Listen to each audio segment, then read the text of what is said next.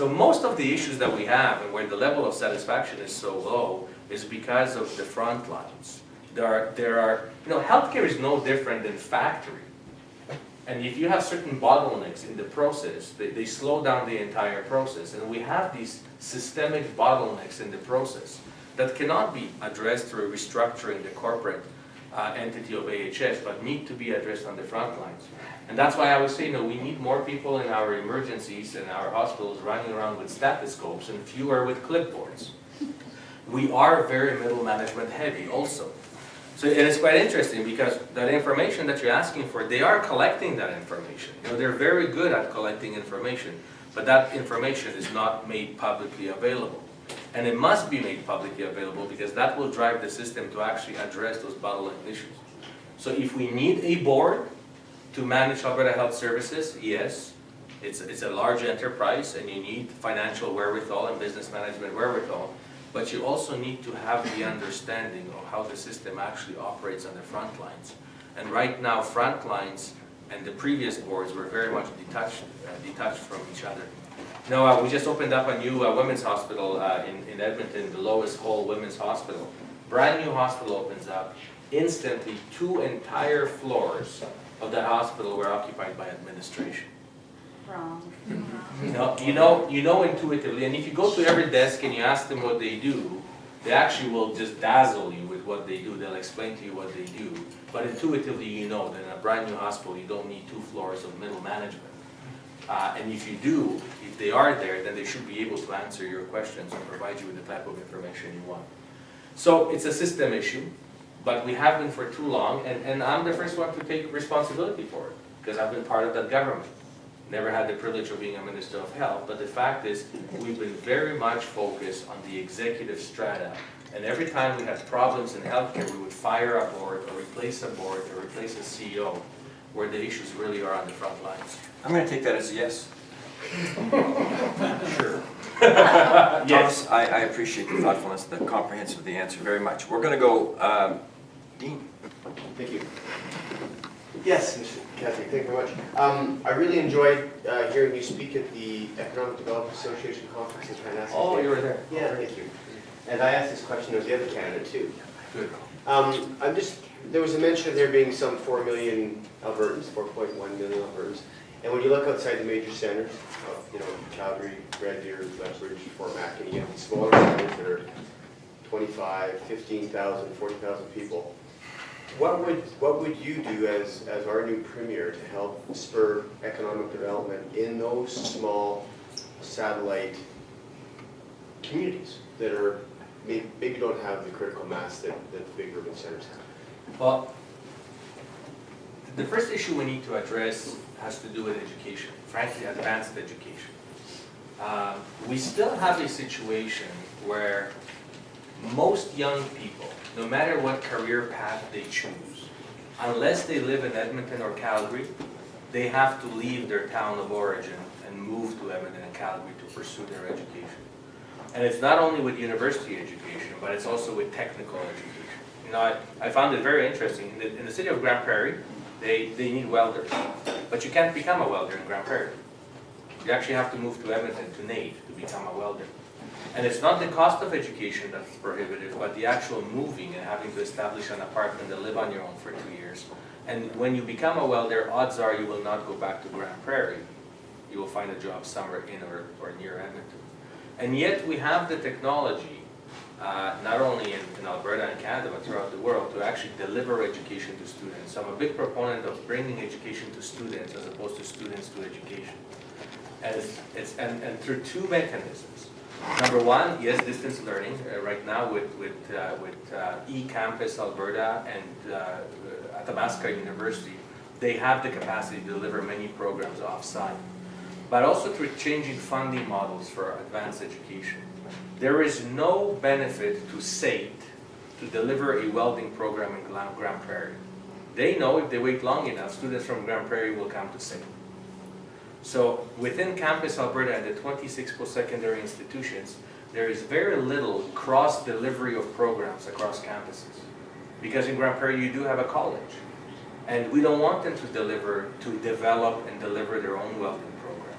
it would be much better, much more convenient and cheaper for one of the schools who already have that program to deliver it on that campus. Right now, there is just no incentives within the funding model. As a matter of fact, there are disincentives because it costs more to deliver off campus and you don't get rewarded for it. You might as well wait for the students to come to you. So to address your question, we need to develop the skill sets throughout Alberta so that those individuals can grow the economy and have the skills that are required to grow that economy. And right now, we don't do that very well. And second part was part of my initial comments about diversifying economy. We need to look at other industries and create other opportunities for young people in smaller settings, such as in food processing or whatever, or pulp processing, whatever the case may be.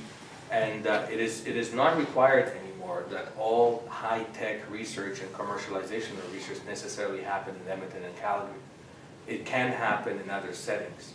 You know, I had that unique privilege, to say the least, of spending at least of spending at least 3 hours with Premier Lockheed about 3 months prior to his passing. And he was telling me that actually, and maybe you would have heard about it more than I would have, the vision then apparently was that we would have at least 5 or 6 Edmontons and Calgarys in this province. It isn't by design that we have 2 large municipalities and 5 significantly small ones. We need to focus on those municipalities and give them the opportunity to grow. It'll resolve many of our social issues, housing issues, and many other issues if we allow young people to educate themselves at home and then be able to utilize those skills. Industry comes to where the skills are, but we're only developing most of the skills in Edmonton and Calgary. Sorry. He likes you. Yeah. Thank you. Good son. Here's at least one vote. There you go. Does he have $10? No, but your apprentice does. Okay, so There's a membership with his name. yeah, he may actually have a membership. But yeah, so but that's very important because right now, you know, if there is one dark cloud that's hanging over Alberta, it's labor. And we do have a shortage of labor, and I know that there are those who will choose to argue that we don't, but we do have a shortage of labor, and yes, we have underemployed and unemployed populations in Alberta and Canada. You know, obviously our First Nations, persons with disabilities, and women actually fall in that category as well. But with First Nations, the solution is not short-term. You know, it took us 150 years to get ourselves into the mess we're in right now. It'll take a while of good public policy and collaboration and relationship building to bring our First Nations to the employability levels of average Albertans. Persons with disabilities, actually, it's mostly about education. When you work with employers and you focus on abilities as opposed to disabilities, and you match persons well with jobs, you know, they flourish. And women, one of the biggest predicaments is childcare. And the second one is re-engagement in employment after having left employment for 5-10 years to raise kids. That is still systemically problematic in our province. But if we were to be 100% successful in getting all those underemployed and unemployed groups to work, looking at our demographics, we have 0 natural population growth, and our economic growth, we still would have a shortage of labor. And unfortunately, and we need to work on that, but unfortunately there is very little labor mobility in Canada. And there is only mobility in the highest strata of earnings. You know, medical doctors, engineers, and architects will move from Sydney, Nova Scotia to Victoria, British Columbia, because they vested themselves into their career through many, many years of education, and their earnings will justify such move. But in middle and low income categories, Canadians are unlikely to leave their support networks just for a job. And also the difference in cost of living. You know, selling a house in Newfoundland, you won't even buy a garage in Calgary. How are you going to move for a $60,000, $70,000 job a year? It just doesn't calculate. Plus we have systemic issues. Our EI program is not supporting mobility, it's actually countering that behavior. So we will have to rely in this province, and frankly most of Canada, on immigration to a very large extent. But I firmly believe that in our province and in our country, we don't need temporary foreign workers. We need permanent foreign workers. for a number of reasons. From the more crass economic perspective, it simply doesn't make sense for employers to be finding workers, recruiting them over here, training them over here to a large extent, accommodating them over here, where they send up to 80% of their income back home as remittances, not buying houses or cars over here. Economically, there's no justification for that kind of behavior. But not everything in life can be translated into dollars. There's a moral aspect to it as well. These people are not tools that we're renting from third world countries, work them really hard and kick them out just to get a new model.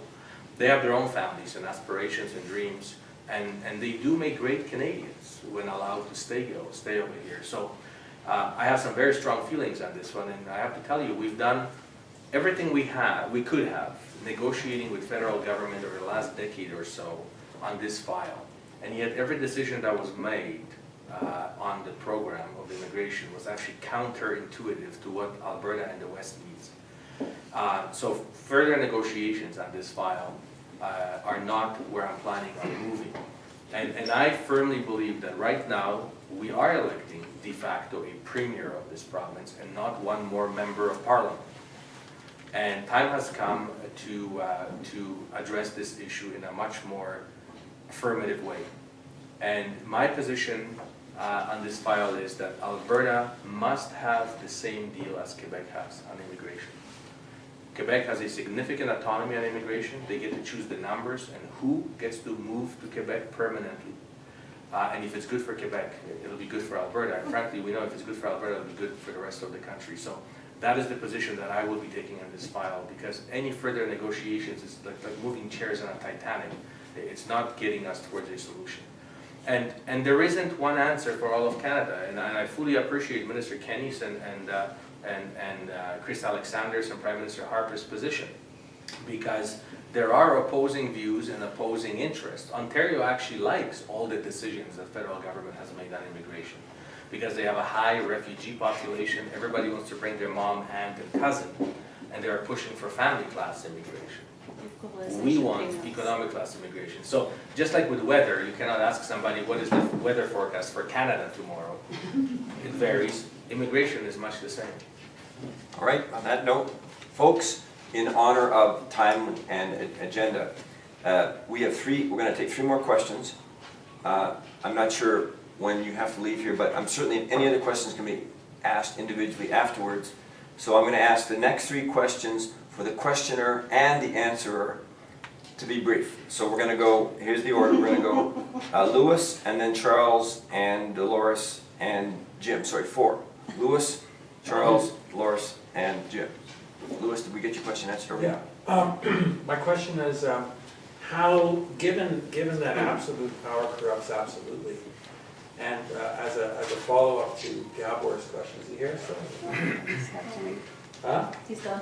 Anyway, pertaining to Gabor's question, how do you change the perception amongst Albertans in terms of the, how do you restore trust? How do you clean up, how do you get rid of this sense of entitlement within the party and make the Conservative Party a viable option again? Well, first of all, look at the campaigns and make, if you're going to clean it out, there is a personnel that's attached to it, both elected and more predominantly unelected, that you are going to have to cleanse as well. So I find myself in a very enviable position, because I built my campaign on very fresh faces. No consulting firms, no GR consultants, and those perennials, hanger-oners to government that to a very large extent shape what government looks like, and we all know who they are. But 2 major things have to occur. Number 1, much like me, I imagine most Albertans will continue to wonder, what more is there? Is there something we haven't seen?